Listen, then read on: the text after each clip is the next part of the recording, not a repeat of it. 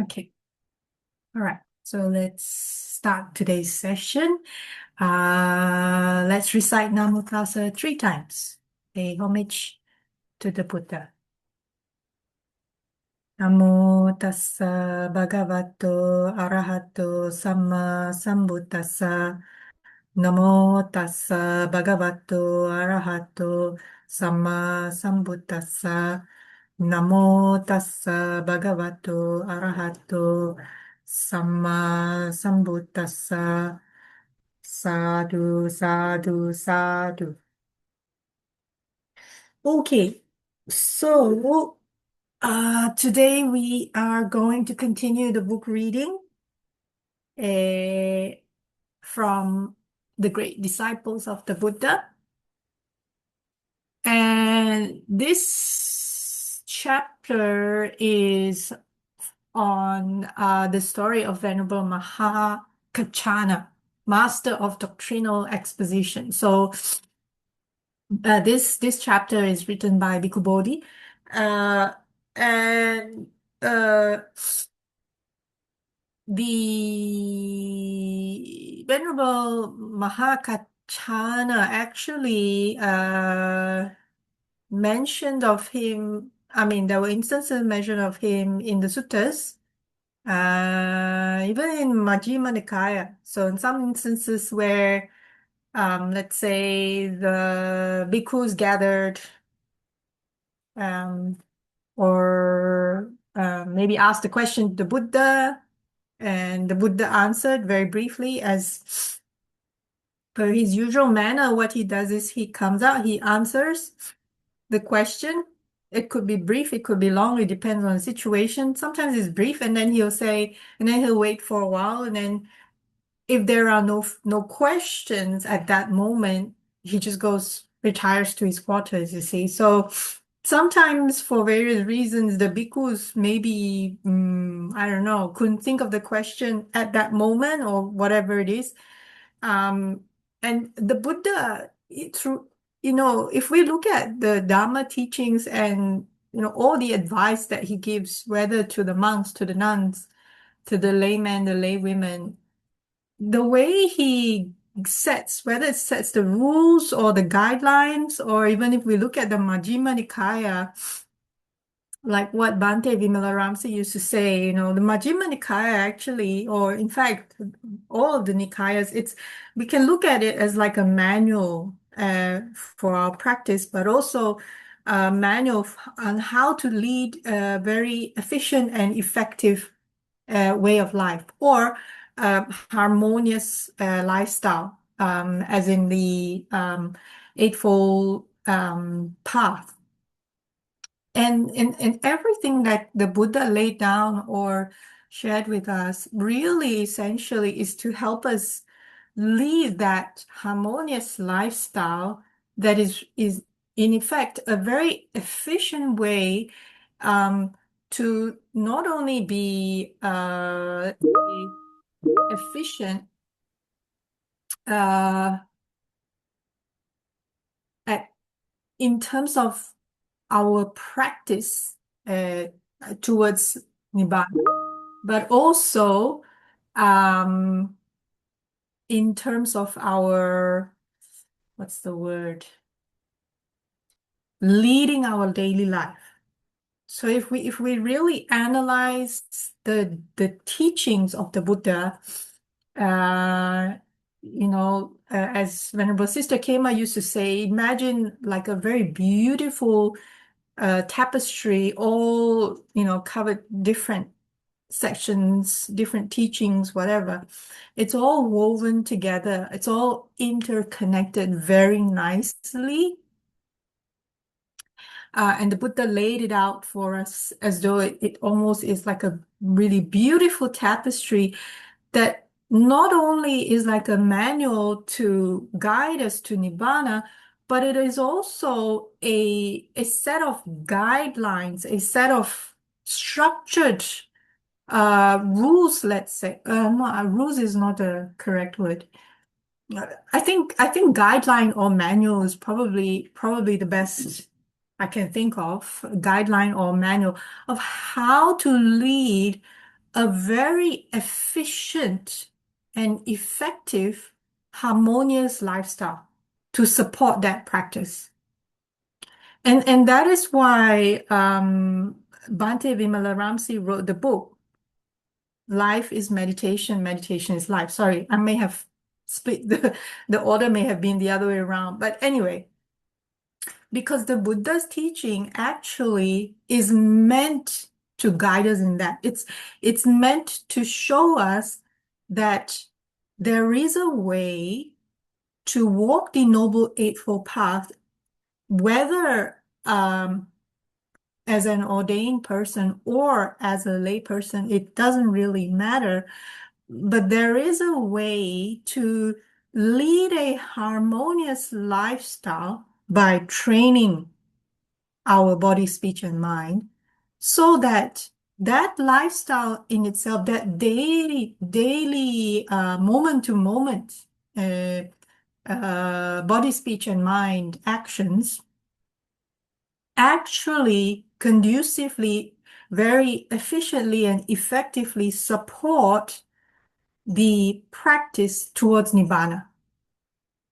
So it is not separate. It is not, the practice is the practice, and the way we lead our life day to day, how we support, our daily needs and all that, and our family and our responsibilities, etc., separate.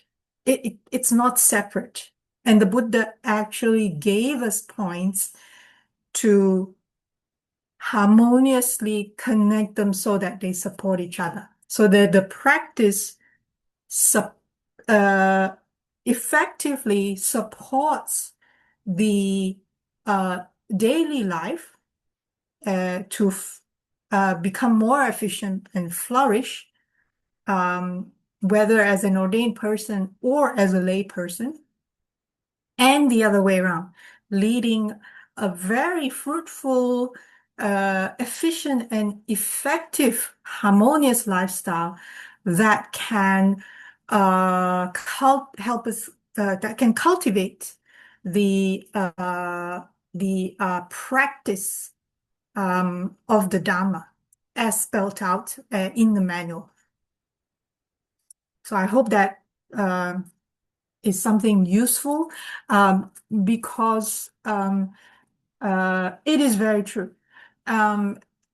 So okay, so let's come to, and I don't want to go into too much detail. We are here to read the book today, but I hope to encourage people who are listening to this to really have that inquisitive mindset, to really ask ourselves, really, where in the teachings of the Buddha did the Buddha give hints or guidelines as to how we can lead a daily life? Where did he, and if we continue to, we will find those little gems here and there. Okay. All right. So Venerable Mahākaccāna and his story. How was he a master of doctrinal exposition? Okay. So introduction. So as a skilled and versatile teacher, the Buddha adopted different styles of discourse to communicate the Dhamma to his disciples. Often he would explain a teaching in detail. So having introduced his topic with a short statement or synopsis, he would then explain it at length, analyzing it, drawing out its implications, and sometimes attach a simile to reinforce his point. So on many occasions, the Buddha used a lot of simile. The Majjhima Nikaya and some of the other Nikayas are good examples, right? For example, the simile of the sword, that's often used in the twin retreats. The simile of the snake, then there's the longer discourse and shorter discourse of the elephant's footprint, for example, things like that. So the Buddha, quite often uses a simile or an analogy. And he uses them very specific to whoever he's talking to in that context. Okay. And then finally, he would restate the introductory declaration as a conclusion, now supported by the entire weight of the foregoing analysis. So the Buddha, because of his cultivation through many aeons, developed this teaching skill. He with his wisdom and compassion, he knows exactly the where the audience is. So whoever he's trying to teach at that particular point in time, the context, because he's the Buddha, he has the ability to see the previous lives of who he's talking to. So the only other senior disciple who had that ability, as we read earlier, is Venerable Anuruddha, who has the divine eye.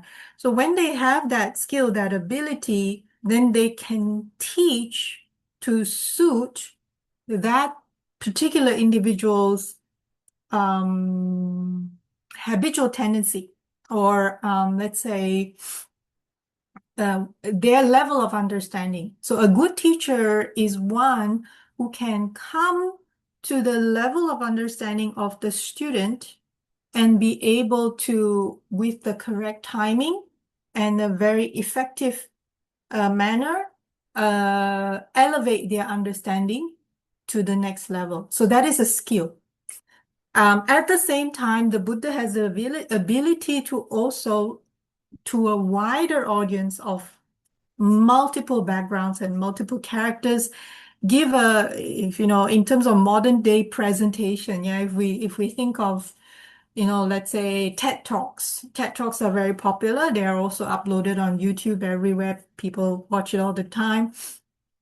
So those presenters have developed a skill. Obviously, they train themselves or they attend courses where they structure their presentation so that it is, as what the Dhamma is normally described, beautiful in the beginning, beautiful in the middle, beautiful at the end. So the Buddha has this special ability to do both, to be able to deliver very impactful talks / presentation. Those days, there's no multimedia, no PowerPoint, and not even any form of written material. Everything is what's called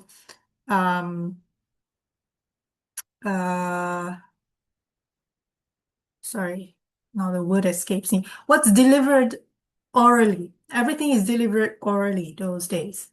So he has the ability to deliver in a very structured way a discourse to a very wide audience.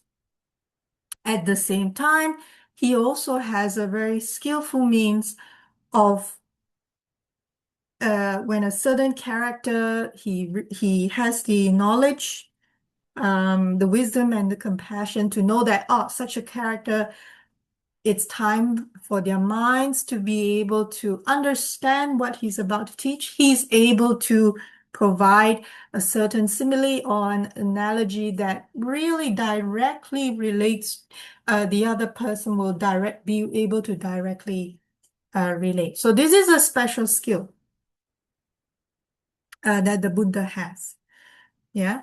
On other occasions, however, the Buddha would not teach in detail. So instead, he would present the Dhamma briefly, offering only a short, sometimes even cryptic. Cryptic means, like, again, it could be an analogy or it's not so clear, and maybe only some people will understand and catch the meaning and others won't. So very short, cryptic statement charged with a profound but highly concentrated meaning. So the Buddha did not teach the doctrine in this way in order to conceal and esoteric message. Of course, that is not his aim. His aim is reach as far and wide, even through the different realms, the teachings, the Dhamma, as much as possible. But he used this technique because it sometimes proved more effective than a detailed elaboration in shaking and transforming the minds of his listeners. So just in the same way how the Buddha in throughout his teachings and methods aims to provide a guideline for us to lead a very effective and efficient, harmonious lifestyle. His delivery is also in that manner. He aimed to provide the biggest impact. So he's not a time waster, that's for sure. And he doesn't, even in some of the previous suttas where we had some of the twin guides come to give a talk, he even explains the criteria on when and how to say something. If it is not going to be beneficial to either parties, it is better to keep silent. So from that aspect, we can understand that the Buddha is very careful because he is very skillful and efficient in how he wants to deliver the teachings with the highest impact, always. Okay. And sometimes it may be like in this manner, not a detailed elaboration, but very short. With the intention to, when it comes across, it will transform the mind of the listeners. Okay. And although direct explanation of the meaning may have transmitted information more efficiently, the purpose of the teaching is not to convey information, but to lead on to insight, higher wisdom, and deliverance. And this is quite important to understand, especially in today's day and age. We live in we live now, it's 2026 January. We live in the 21st century. AI, so-called. Actually, AI has always been around since the 70s, yeah, but it's, thanks to what's called, now my brain escapes me, what's called generative AI, yeah, meaning ChatGPT and whatnot. The talk about using AI has become much more popular these days. But even prior to these days, we have access to internet. The internet boom literally meant access to a lot of information. So there's an abundance of information at our fingertips, pretty much, every single minute, right? So literally at our fingertips, I'm holding a phone right now, so a smartphone. We literally have a library in this particular device. I use Audible for books. And literally, I remember as a kid, if we want to read a lot of books, the library is our only option, whether it's the school library, the public library. Sorry, it's not the only option. The other option is to buy a lot of books, but that would be expensive, right? So those of us who love to read, we frequent the school library, and the public library is our best access to information. But now with internet, with Google search, with Audible, we literally have information literally at our fingertips. It doesn't matter where we are in the world, as long as we have internet connection. But what the Buddha's purpose is not just to convey information, even at that time when there was no internet, but really to deliver insight, to lead and guide the listener, give them a kind of, in some instances, a taste of, in other instances, a guideline or a direct path to higher wisdom and ultimately deliverance. That was the Buddha's aim always. So by requiring the disciples to reflect upon the meaning and to draw out the implications by sustained inquiry and mutual discussion, the Buddha ensured that his utterance would serve this purpose. So sometimes this was his, you can say, his strategy, his tactic. He wanted his disciples to get together, to discuss, to ask questions, to draw out what are the implications, because in that process of inquiry and discussion, it's a process. It's a process that triggers some things that happen in the brain. And also sometimes it's also a good process to iron out any doubt in the practice. So it's a process.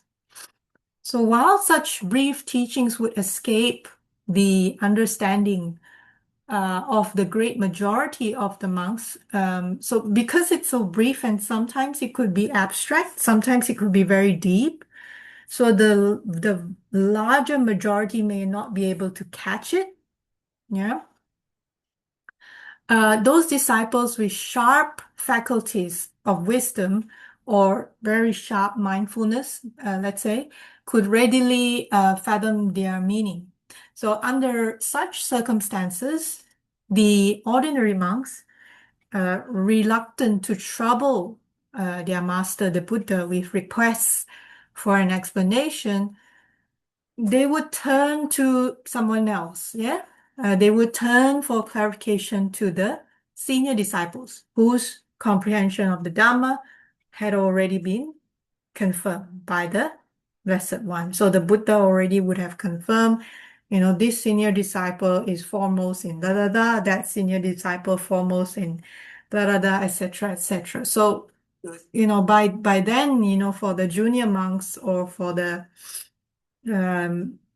monks with lesser attainments, they would know who to go to because they have been confirmed by the Buddha. So important did this function become in the early Sangha that the Buddha himself established a separate category of eminent disciples called the foremost of those who analyze in detail the meaning of what was stated by me in brief. And the bhikkhu whom the master assigned to this post was the Venerable Mahākaccāna, or Kaccana the Great, so called to distinguish him from others who bore the common Brahmanical clan name of Kaccayana, shortened to Kaccana. So Kaccana, it seems, was a common Brahmin name. So that's why he was referred to as Mahākaccāna. Similarly, there were a number of Moggalanas during the time of the Buddha's teaching period, and so that's why he was named Mahamoggallana, to kind of distinguish himself from the other Moggalanas during that time. So after his ordination as a monk, Mahakaccana usually resided in his homeland of Avantī, which is a remote region to the southwest of the middle country. The middle country is where, so here it says where the Buddha dwelt, but it was where what's kind of now northern India, borderline Nepal, where all the different countries that we read and hear about in the suttas form. And for this reason, Mahākaccāna, he did not spend as much time in the Blessed One's presence as some of the other great disciples did. And we do not find him figuring as prominently in Sangha affairs as the other closer disciples, like Sariputta, Mahamoggallana, Ananda. So it is true in majority of the text, even if we just look at the Majjhima Nikaya or even the Samyutta Nikaya, let's say, Ananda, of course, would occur pretty much almost everywhere because a lot of the suttas start with, especially for the Digha and the Majjhima Nikaya, they start with, "Thus have I heard." And that is a quote of Ananda. But then there are also many other suttas like from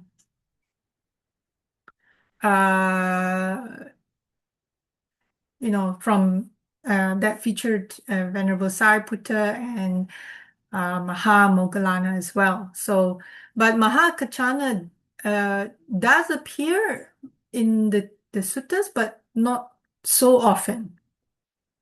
But nevertheless, on account of the astuteness of his intellect, the profundity of his insight into the Dhamma and his skill as a speaker, whenever Mahākaccāna did join the Buddha's company, the other monks frequently turned to him for help in illuminating the brief statements of the Buddha that had been causing them bafflement. And we thus find in the Pali Canon a sheaf of discourses spoken by Mahākaccāna that occupy a place of primary importance. And these texts, always methodically refined and analytically precise, demonstrate with astounding lucidity the far-ranging implications and practical bearings of several brief statements of the Buddha that would otherwise, without Mahākaccāna's explanations, escape our understanding. So there are a number in the Majjhima Nikaya. If we have time later, I could go and grab my copy just to quickly point out the references there. So the background of Venerable Mahākaccāna. As in the case of all the Buddha's chief disciples, the Venerable Mahākaccāna's elevation to a position of preeminence in the Sangha was the flowering of a seed that had been planted long ago in the rolling cycles of samsara, the round rebirth, and had been brought to gradual maturity over countless lives. So we read, as with the other disciples, how a lot of them made aspirations way back. Some, possibly a Buddha of long, many aeons ago. They made a certain aspiration after witnessing a certain event that happened at that time. And over the course of many lifetimes, developed those qualities. We call them parami. Qualities of, let's say, patience, forbearance, generosity, truthfulness, to name a few. Yeah. So it takes time. But then again, their aspiration is to become a very senior disciple or a chief disciple of the Buddha. So that is a very impactful position to be. And so that aspiration, that's why it takes so long, because the impact of what they aspire to be is great. So it takes a long time to cultivate to that level of impact. Okay. So where were we? Okay, so the biographical sketch of Mahākaccāna relates that his original aspiration to a leading role in the Sangha was formed 100,000 aeons in the past during the dispensation of the Buddha Padumuttara. So at that time, Kaccana had been reborn into a wealthy householder family. And one day, when he went to the monastery, he saw the Buddha appoint a certain bhikkhu, the foremost of those who can analyze in detail what had been stated by him in brief. And so this young householder was deeply impressed by the monk on whom this honor was bestowed. And the thought occurred to him, great indeed is that bhikkhu, in that the teacher, the Buddha, praised him so. I ought to attain such a position in the dispensation of some future Buddha. So again, as we read with the other aspirations from the other chief disciples or senior disciples, when they make such aspirations, it's not enough to just make an aspiration. That isn't enough to support the fruition at some point in the future. So they need to do some kind of merit that is strong enough to be able to support that. It's very much a cause and effect thing. Okay, so to obtain the merit needed to support such a lofty aspiration, this young householder invited the teacher, the Buddha Padumuttara, to receive alms at his home. And for a full week, he bestowed lavish offerings on the Buddha and his Sangha. And at the week's end, he prostrated himself at the Blessed One's feet and voiced his heart's desire. And then the Buddha Padumuttara, looking into the future, with his unimpeded knowledge, saw that the youth's aspiration would be fulfilled. And he told him, young man, in the future, after 100,000 aeons have elapsed, a Buddha named Gautama will arise, and in his dispensation, you will be the foremost of those who can analyze in detail the meaning of what the Buddha had stated in brief.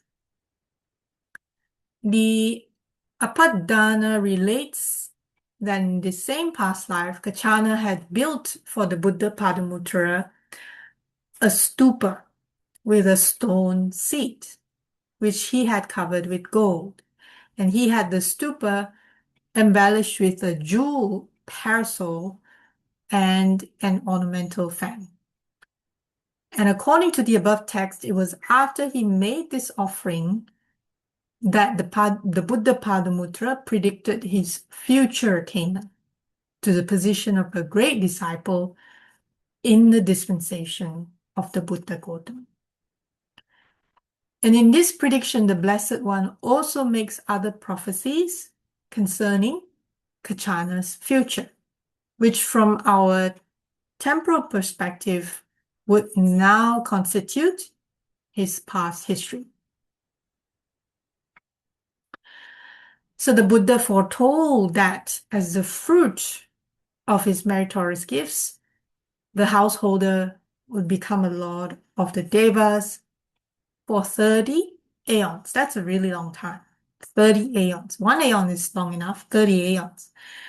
So having returned to the human world, he would become a world monarch. A world monarch is like a king, worldly king, king that commands, the whole world, let's say.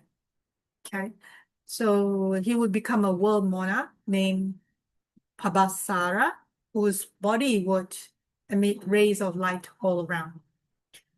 He would spend his next to last existence in the two-seater heaven, and passing away from there, he would be reborn in a Brahmin family with a clan name Kaccana. And in that life, he would attain arhatship and be appointed a great disciple by the Buddha. A later section of Apadana gives a somewhat different account of Mahakaccana's original aspiration to great discipleship. And in this version, at the time of the Buddha Padumuttara, a future disciple was an ascetic living in seclusion in the Himalayas. And one day, while traveling through the sky by supernormal power, he passed over a populated area and he saw the victorious one, the Buddha Padumuttara, down below. So he descended, he approached the master to listen to the Dhamma and heard him praise a certain bhikkhu, whose name was also Kaccana, as the chief among those who can elaborate on brief statements.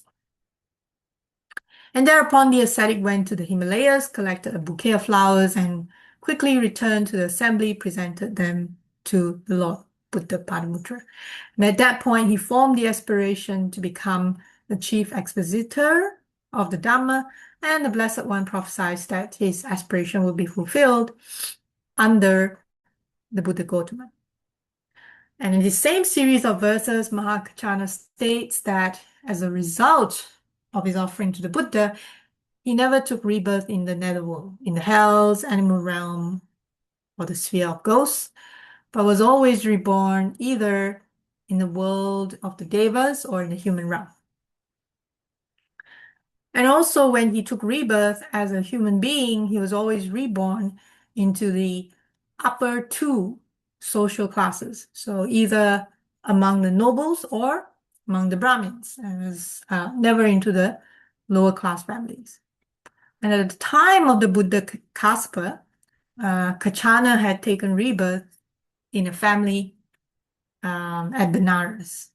So after the Lord Kassapa, the Buddha Kassapa's parinibbana, he offered a precious golden brick for the construction of a golden stupa for the Buddha.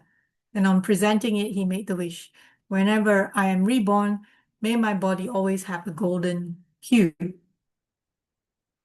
And as a result, when he was reborn during the time of our Buddha Gautama, his body was endowed with a beautiful golden hue, which deeply impressed those who beheld it. In one case, which we will discuss, this physical attribute of the elder led to a bizarre series of events. Okay, so that's a very brief introduction to Venerable Mahākaccāna. The next section is about his conversion to the Dhamma because he was born a Brahmin. But we will pause here in terms of the reading and leave that to the next book reading. Now, give me 1 second. I'll quickly go and grab, I should have grabbed earlier, but I'll quickly go and grab the Majjhima Nikaya, where we'll have a quick check on reference to where Mahakaccana was mentioned. Okay, so give me 1 second. Okay, so very briefly, Venerable Mahakaccana was mentioned in four suttas in the Majjhima Nikaya. He was mentioned in the Honeyball Sutta, Sutta number 18, Madhu Pindika Sutta, that's number 18 in the Majjhima Nikaya. So we all know the infamous King Dandapani who came to see the Buddha because he had heard of the Buddha. But, last week we had the Dhamma talk by Bhante Dhammagavesi,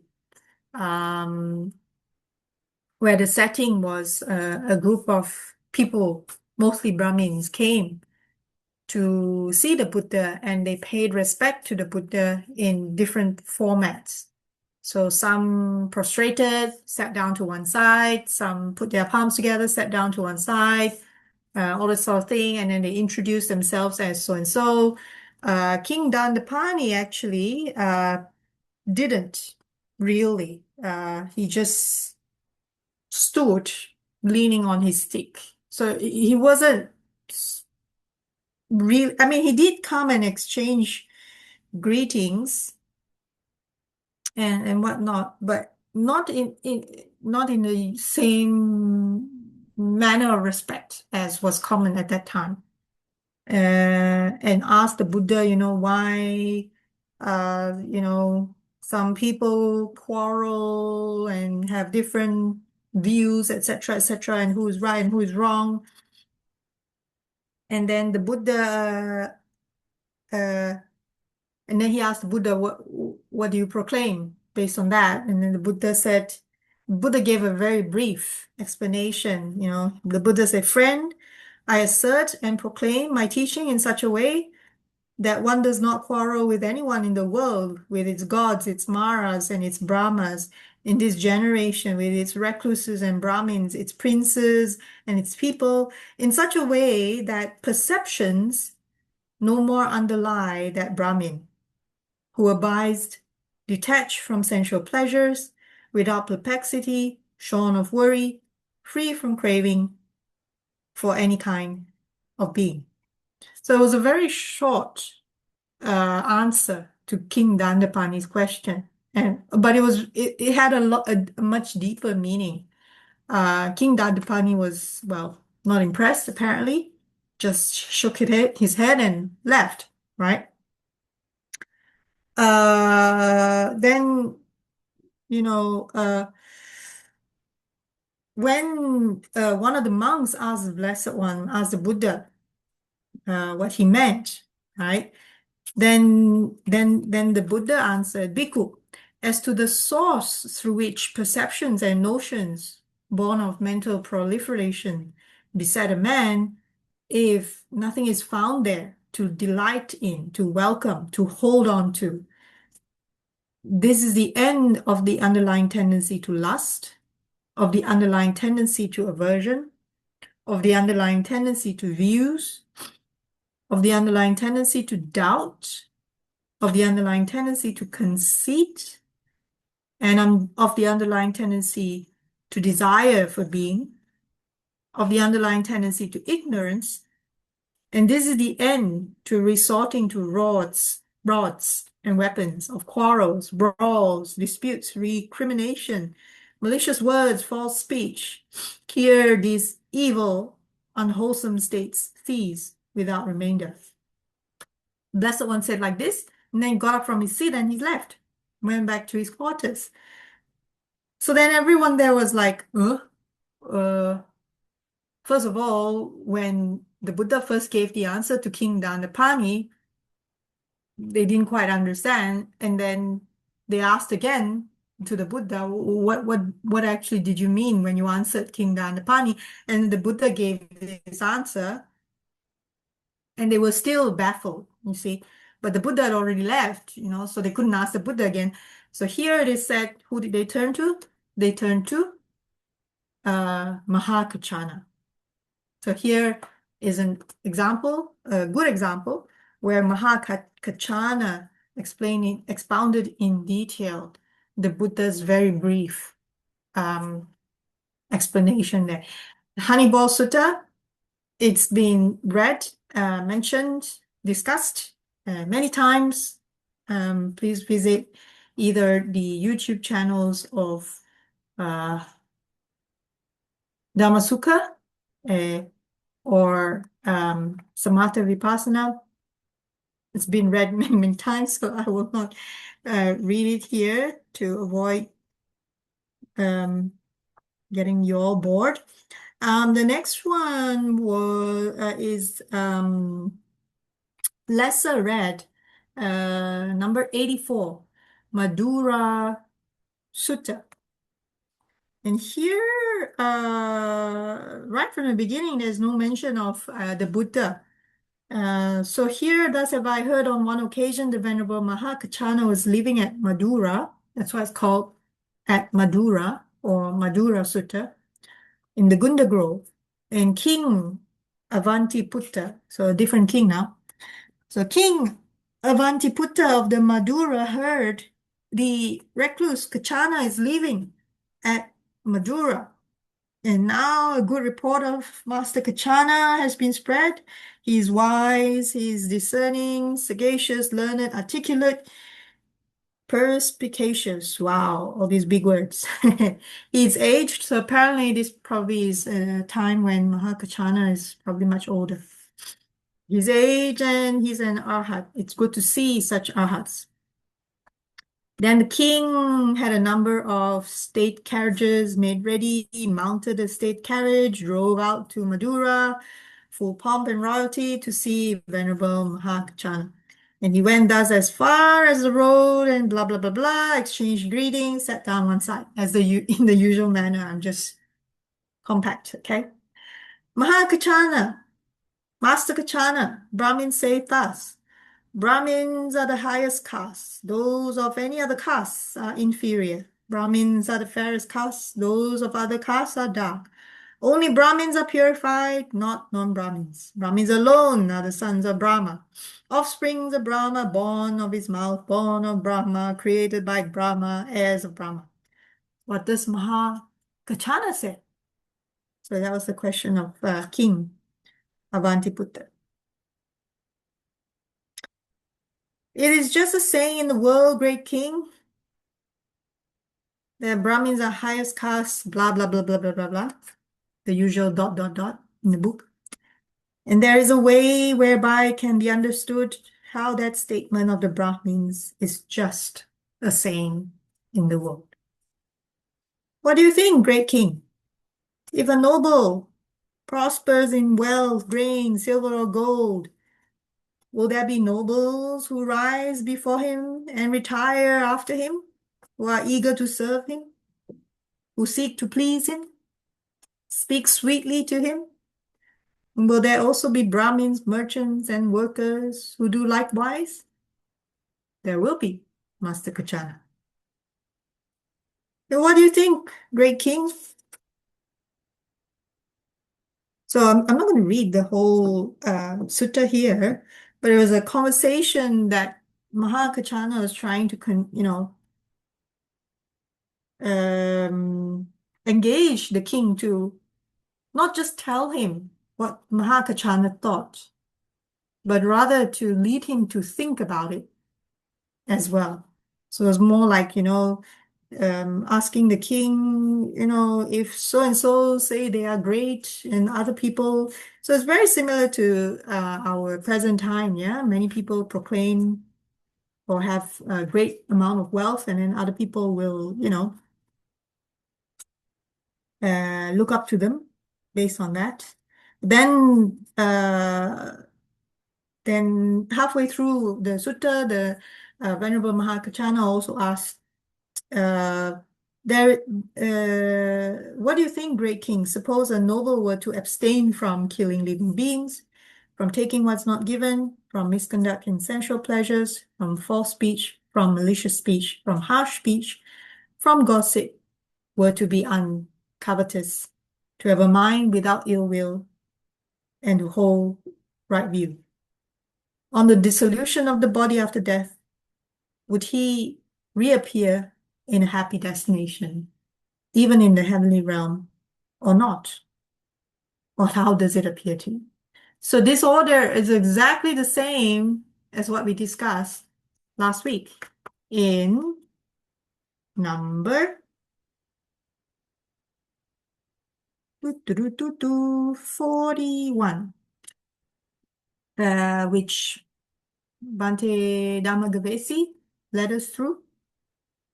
The Saleyaka Sutta. Again, a question from the Brahmins of Sala on what are the requirements to have a better rebirth. Same thing. Basically the precepts, and also having an uncovetous mindset, without ill will, full right view. Mentioned again here in the Madura Sutta number 84. And then the 3 sets of the single excellent night Bade Karatas Sutta. 133 is a similar sutta, but just Mahakaccana's version. And finally, 138, the Udesa Vibhanga Sutta. And this one was when the Buddha was in Savatthi, Anathapindika's park. And the Buddha came out, bhikkhus were there. Then the Buddha said, "Bhikkhus, I shall teach you a summary and an exposition. Listen, attend closely to what I shall say." "Yes, Venerable Sir," Bhikkhus replied. And the Blessed One said this, "Bhikkhus, a bhikkhu should examine things in such a way that while he's examining them, his consciousness is not distracted and scattered externally, nor stuck internally. And by not clinging, he does not become agitated. And if his consciousness is not distracted and scattered externally, nor stuck internally, and if by not clinging, he does not become agitated, then for him, there is no origination of suffering, of birth, aging, and death in the future." And then after that, the Blessed One, the Buddha, finished and his rally. Then the bhikkhus are like, "Oh, okay. What does that mean?" in detail. And so who do they turn to? They said, "Oh, the Venerable Mahākaccāna is praised by the teacher, esteemed by his wise companions in the holy life. He's capable of expounding the details. Suppose we go to him." And that's what happened. And again, the Udesa Vibhanga Sutta number 138 has been discussed and explained before by Bhante Vimalaramsi. Venerable Sister Kema might have read it once too, I think, or a couple of times. And it's definitely been covered before. I think even by some of the twin guides, even Bhante Dhammagavesi. But if not, give a shout. But it's definitely, I believe there's a recording somewhere, so I won't read it out here. But here's an instance where Venerable Mahakaccana was asked to expound on a very brief, let's say, exposition or a very brief statement that the Buddha made. Buddha said something and then just went back to his quarters. Okay? So those of you who are interested, please visit the YouTube. But if you would like us to have a read on any of these suttas in near future, please give a shout, and we can also do so in some of the Sunday sessions. Okay, just let me know. Right. Are there any questions or comments for today?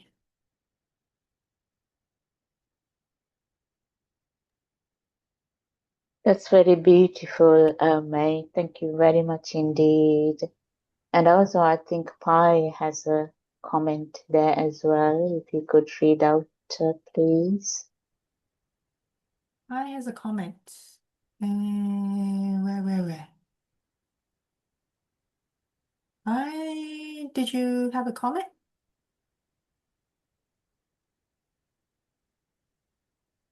Or anyone? Because I can't see it on my end. If you can, just read it out.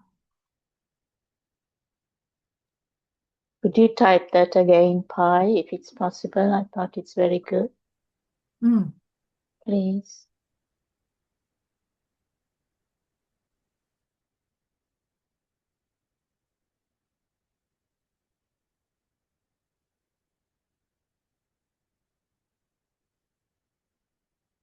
While Pai is typing the message, I think the fact that although Mahakaccana is probably less popular, let's put it that way, as in he appeared less in the suttas, there's no denying his impact, his skill, his role in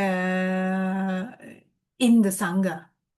And probably one of the reasons why was because he probably didn't travel together with the Buddha a lot. And maybe that's why was lesser featured.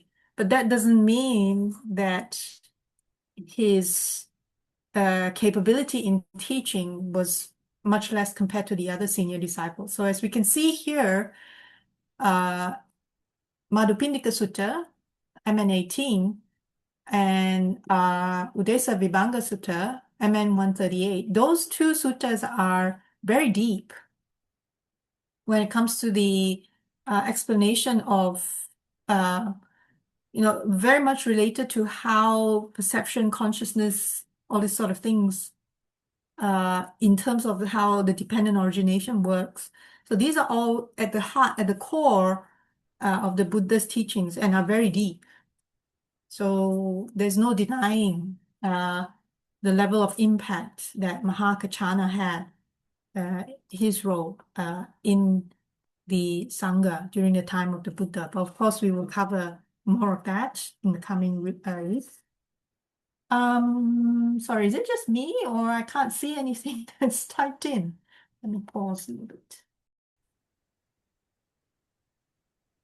Yes, sorry. I accidentally pressed pause in the recording there, Madam Nanda. Sorry. Would you mind repeating what you just said again for the recording? Sorry, my bad.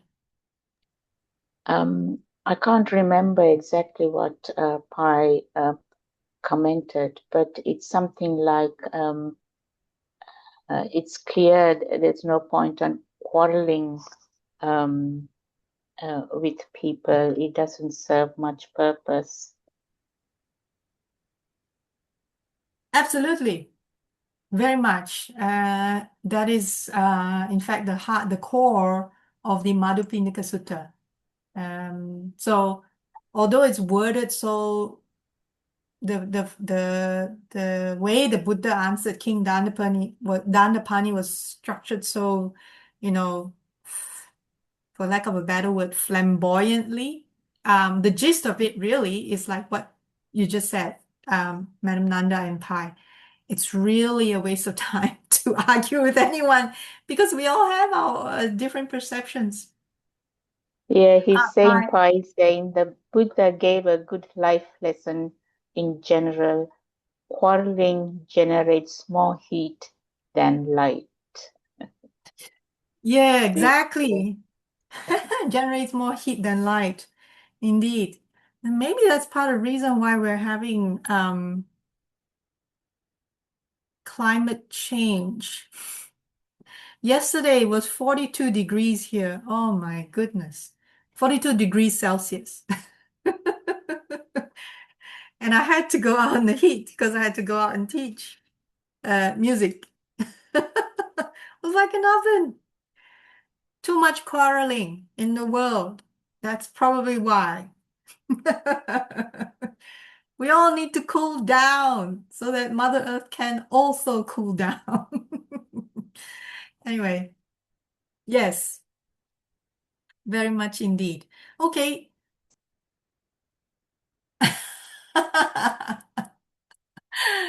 Thank you, Pai. We would love to give you some excess heat here. Unfortunately, Mother Earth doesn't work that way. Ah, dear. I shouldn't complain though. It can be very, very hot during the summer in India. So I shouldn't complain. And other parts of the world. Alrighty, let us share merits. Do, do, do, do, do.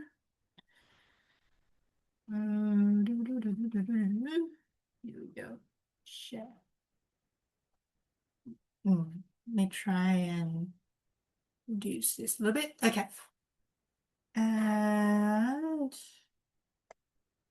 let us share merits together. May suffering ones be suffering free, and the fear-struck fearless be. May the grieving shed all grief. May all beings find relief. May all beings share this merit that we have thus acquired for the acquisition of all kinds of happiness. May beings inhabiting space and earth, devas and nagas of mighty power share these merits of ours. May they long protect the Buddha's dispensation. Sadhu, sadhu, sadhu. Okay. May you all have a happy, healthy, prosperous, peaceful week ahead.